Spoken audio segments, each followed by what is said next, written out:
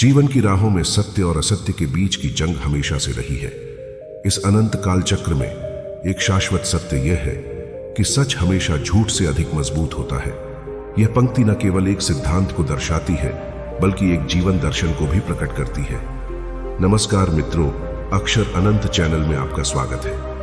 आगे बढ़ने से पहले कमेंट बॉक्स में नमो बुद्धाय जरूर लिखें और दिव्यता का अनुभव करें।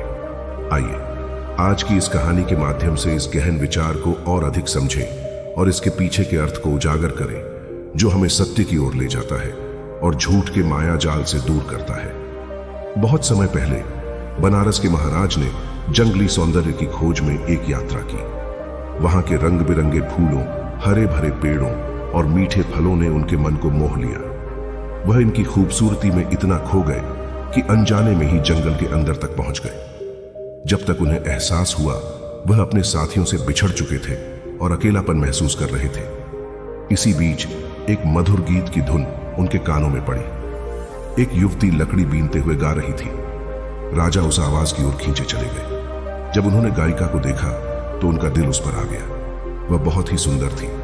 उनकी दोस्ती गहरी हो गई और जल्द ही राजा उस लकड़ी बीनने वाली युवती के बच्चे के पिता बन गए। राजा ने उसे अपने जंगल में खो जाने की कहानी सुनाई और उसे यकीन दिलाया कि वह वास्तव में बनारस के राजा है। उन्होंने उसे अपने महल लौटने का मार्ग दिखाया। उन्होंने उसे अपनी मुहर वाली अंगूठी दी और कहा, अगर तुम्हारा बच्चा लड़की हो तो इस अंगूठी को बेच देना और उस पैसे से उसकी परवरिश करना। अगर बच्चा लड़का हो तो उसे इस अंगूठी के साथ मेरे पास ले आना। यह कहकर वह बनारस लौट गए। समय आने पर लकड़ी बीनने वाली युवती ने एक प्यारे बच्चे को जन्म दिया। वह एक साधारण और शर्मीली महिला थी, इसलिए उसे बनारस के दरबार में जाने में डर लगता था, लेकिन उसने राजा की मुहर वाली अंगूठी संभाल कर रखी।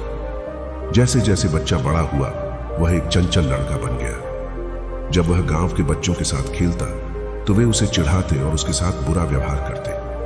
उन्होंने उसे पिता विहीन कहकर चिढ़ाया। इससे वह बहुत दुखी होता और अक्सर रोते हुए अपनी मां के पास लौटता।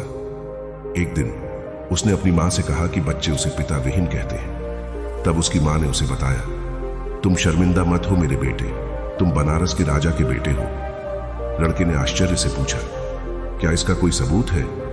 उसकी मां ने उसे राजा की मुहर वाली अंगूठी दिखाई और कहा कि यह उसके पिता की पहचान है।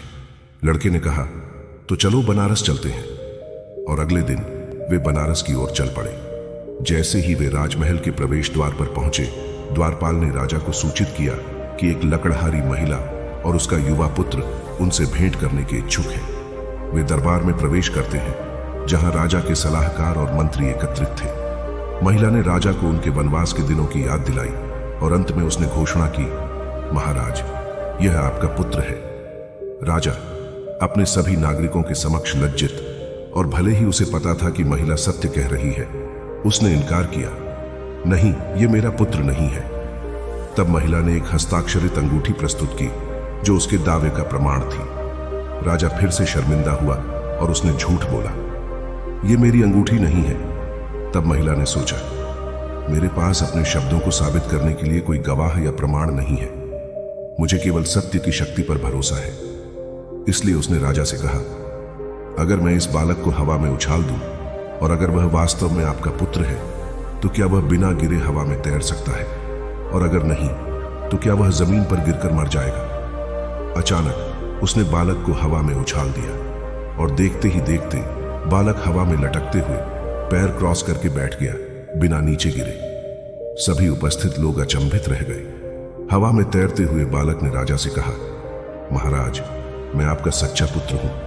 आप उन अनेकों की देखभाल करते हैं जिनका आपसे कोई संबंध नहीं है और अनगिनत जानवरों का भी पालन करते हैं। फिर भी आप मेरी और मेरी मां की चिंता क्यों नहीं करते, आपके अपने पुत्र और पत्नी की?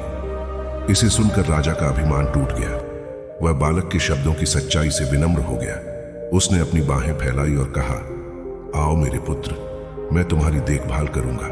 इस अद्भुत घटना से प्रभावित होकर दरबार में उपस्थित सभी ने बालक को अपनी ओर आने का इशारा किया, लेकिन बालक सीधे अपने पिता की बाहों में चला गया। राजा ने अपने पुत्र को गले लगाया और घोषणा की कि वह युवराज होगा और उसकी मां रानी। इस प्रकार राजा और उसके दरबारियों ने सत्य की महत्ता को समझा। बनारस सच्चाई और न्याय का प्रतीक बन गया।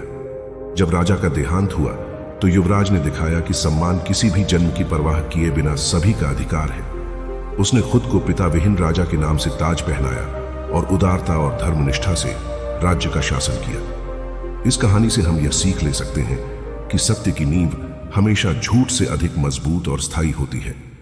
सच्चाई में एक ऐसी शक्ति होती है जो उसे लंबे समय तक टिकाऊ बनाती है, जबकि झूठ किसी भी समय पकड़ा जा सकता है और उसकी विश्वसनीयता नहीं होती। सच्चाई का मार्ग कठिन हो सकता है, लेकिन अंततः वही विजयी होता है और विश्वास और सम्मान का निर्माण करता है। झूठ के विपरीत जो क्षणिक और अस्थिर होता है, सच्चाई दीर्घकालिक और अटल होती है। इसलिए यह कहा जाता है कि सच हमेशा झूठ से अधिक मजबूत होता है। यह कहानी आपको पसंद आई हो तो इसे लाइक करें, शेयर करें और हमारे चैनल को सब्सक्राइब करें। धन्यवाद।